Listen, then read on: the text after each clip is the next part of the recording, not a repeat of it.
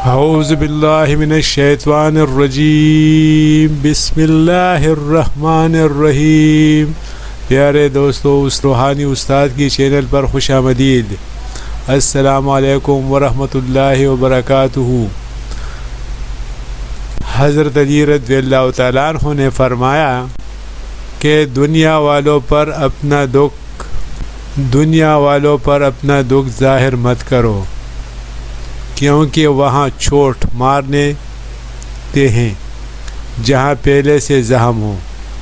لوگ ہمارے اندر ہمارا دکھ تلاش نہیں کرتے، ان کو اس تماشے کی کھوج ہوتی ہے جو ہمارے ساتھ ہوا ہے۔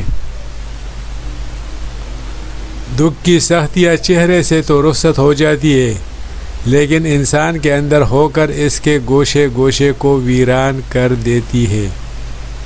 ایک شخص حضرت علی رضی اللہ تعالیٰ عنہ کے خدمت میں پیش ہوا اور کہنے لگا، یا علی، آپ رضی اللہ تعالیٰ عنہ فرماتے ہیں کہ اللہ تعالیٰ نے زمین پہ ہزاروں نعمتیں انسانوں کے لیے پیدا کی ہیں، تو یہ دکھ تکلیف اللہ تعالیٰ نے کیوں پیدا کی ہے؟ تو حضرت علی رضی اللہ تعالیٰ عنہ نے فرمایا، اے اللہ کے بندے، شکر کرو کہ اللہ تعالیٰ نے دکھ کو پیدا کیا۔ اللہ تعالیٰ کی عظیم نعمتوں میں سے ایک نعمت دکھ بھی ہے۔ تو وہ شخص کہنے لگا، یا علی رضی اللہ تعالیٰ عنہ، دکھ بھی نعمت ہے؟ تو حضرت علی رضی اللہ تعالیٰ عنہ فرمانے لگے، اے شخص، دکھ انسان کو مضبوط بناتا ہے اور خوشیاں انسان کو کمزور کرتی ہے۔ اللہ تعالیٰ جس انسان کو نوازنا چاہتا ہے، عظیم مقام دینا چاہتا ہے، تو اسے تکلیف، دکھ اور درد کی راہ بھیجتا ہے تاکہ وہ مضبوط بن کر اتنا سیکھ لے کہ اپنی منزل تک جا پہنچے۔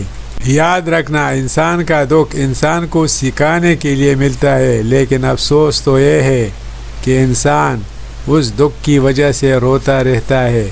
انسان دکھ اور درد کی وجہ سے کتنا بھی روتا رہے لیکن ختم نہیں ہوگا، کیونکہ دکھ انسان کو رلانے کے لیے نہیں بلکہ انسان کو سکھانے کے لیے آیا ہے۔ جب تم اس دکھ سے سیکھ لو گے جو وہ تمہیں سکھانا چاہتا ہے، تو تمہارا دکھ خود بہت ختم ہو جائے گا۔ زندگی اتنی دکھی نہیں کہ مرنے کو جی چاہے، بس لوگ اتنے دکھ دیتے ہیں کہ جینے کو دل نہیں کرتا۔ دکھ انسان کو یا ریت کی دیوار کی طرح ڈام دیتا ہے یا چٹان کی طرح کردرا اور سخت بنا دیتا ہے۔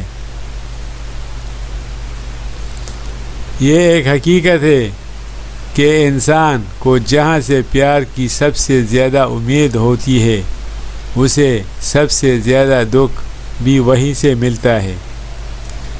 اللہ پاک کہتا ہے، کسی کو تکلیف دے کر مجھ سے اپنی خوشی کی دعا مت کرنا، لیکن اگر کسی کو ایک پل کی خوشی دیتے ہو تو اپنی تکلیف کی فکر مت کرنا۔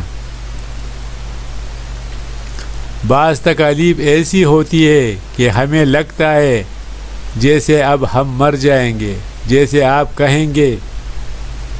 آپ کہیں سے کوئی مدد نہیں آئے گی، اور پھر ہم جلد مایوس ہو جاتے ہیں۔ مگر جانتے ہو کہ کوئی غم بھی مسلسل نہیں رہتا، وہ ہمارا پیارا رب بڑا رحیم ہے، تمہاری سوچ سے بھی زیادہ کریم ہے۔ اسے تو یہ بالکل بھی گوارا نہیں کہ تمہیں کوئی تکلیف ہو۔ اللہ تعالیٰ جس کو اپنا یاد دلانا چاہتا ہے، اسے الیکٹرک شاک دیکھ کر اپنی جانب متوجہ کر لیتا ہے۔ دکھ کی بھی بٹی سے نکل کر انسان دوسروں کے لیے نرم پڑ جاتا ہے، پھر اس سے نیک اعمال خود بخود اور بخوشی سرزد ہونے لگتے ہیں۔ دکھ تو روحانیت کی سیڑھی ہے، اس پر صابر اور شکر کرنے والے ہی چڑھ سکتے ہیں۔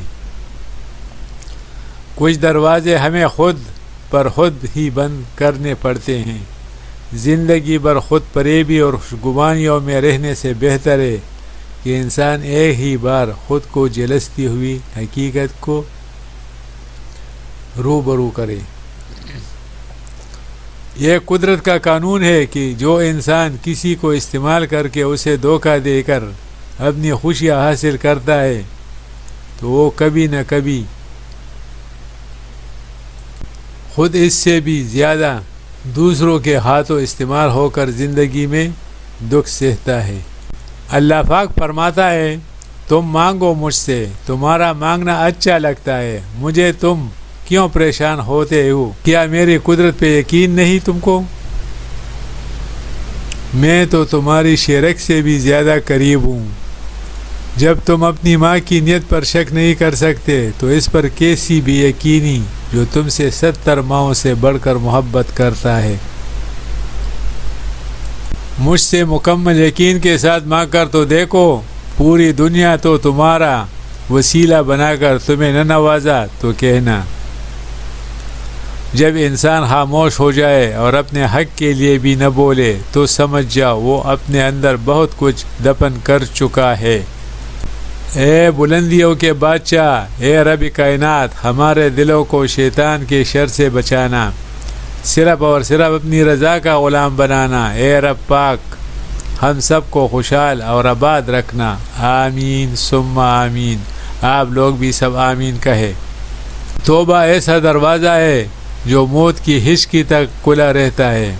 دعا ایسا عمل ہے جو تقدیر کو مات دے سکتی ہے۔ ضمیر ایسا ساتھی ہے جو ہمیشہ حق کی راہ دکھاتا ہے۔ آپ خود ہی اپنے لیے بہترین دلاسا ہے، بہترین دوست، بہترین دنیا اور مشکل وقت میں بہترین تبکی جو آپ کو کبھی ہارنے نہیں دیتی۔ بعض تکالیف ایسی ہوتی ہے کہ ہمیں لگتا ہے جیسے اب ہم مر جائیں گے، جیسے اب کہیں سے کوئی مدد نہیں آئے گی، اور پھر ہم جلد مایوس ہو جاتے ہیں۔ مگر جانتے ہو کہ کوئی غم بھی مسلسل نہیں رہتا۔ وہ ہمارا پیارا رب بڑا رحیم ہے، تمہاری سوچ سے بھی زیادہ کریم ہے۔ اللہ پاک کو بالکل بھی یہ گوارا نہیں کہ تمہیں کوئی تکلیف دے یا تمہیں پر کوئی سختی کرے۔ اللہ تعالیٰ بہت بڑا رحیم ہے، کریم ہے اور دینے والا ہے، خوشیاں دینے والا ہے، رب ہے۔ حضرت علی رضی اللہ تعالیٰ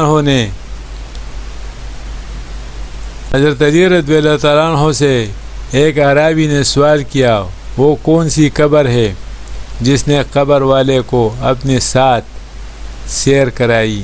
حضرت علی رضی اللہ تعالیٰ عنہ نے انہیں جواب دیا، وہ قبر جس نے صاحب قبر کو اپنے ساتھ سیر کرائی ہے وہ مچھلی تھی جس نے حضرت یونس علیہ السلام کو اپنے پیٹ میں 3 دن تک رکھا اور سمندر کی اطراف اور جوانب میں پھرتی رہی۔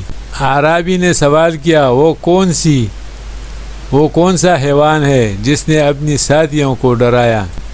حضرت علی رضی اللہ تعالیٰ عنہ نے جواب فرما دیا، وہ حیوان جس نے اپنے ساتھیوں کو ڈرایا تھا چیونٹی تھی، جو خوراک کی تلاش کے لیے باہر نکلی تھی کہ وہ دوسرے چیونٹیاں ایک ستون پر چڑھی تھی، حضرت سلیمان علیہ السلام کے سر کے اوپر تھا۔ اس چیونٹی نے اپنے قوم سے کہا کہ خبردار، تمہارے گزرنے سے مٹی نہ گرے، اللہ تعالیٰ کا پیغمبر تم سے تکلیف اٹھائے گا۔ پھر اعرابی نے سوال کیا، وہ کون سا جسم ہے جس نے ایک بار کھایا پھر کبھی نہ کھایا؟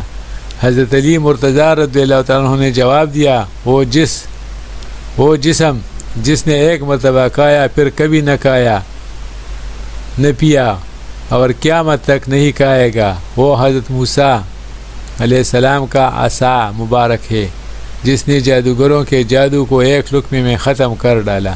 اعرابی نے پھر سوال کیا، زمین کا وہ کون سا حصہ ہے جہاں ایک مرتبہ سورج چمکا اور پھر آج تک نہیں چمکا اور قیامت تک نہیں چمکے گا؟ حضرت علی رضی اللہ تعالیٰ عنہ نے جواب دیا، وہ زمین جس کا ٹکڑا جہاں ایک مرتبہ سے سورج نہیں چمکا وہ دریائے نیل تھا کہ اللہ تعالیٰ نے حضرت موسیٰ علیہ السلام کے لیے پہاڑ اور اس کی گہرائی کی زمین دکھائی دینے لگی، سورج اس پر چمکا، چنانچہ اس کے نیچے سے غبار اٹھا۔ حضرت موسیٰ علیہ السلام اور ان کی قوم کے جانے کے بعد وہ پھر مل گیا اور اپنی سابقہ حالت پر آ گیا۔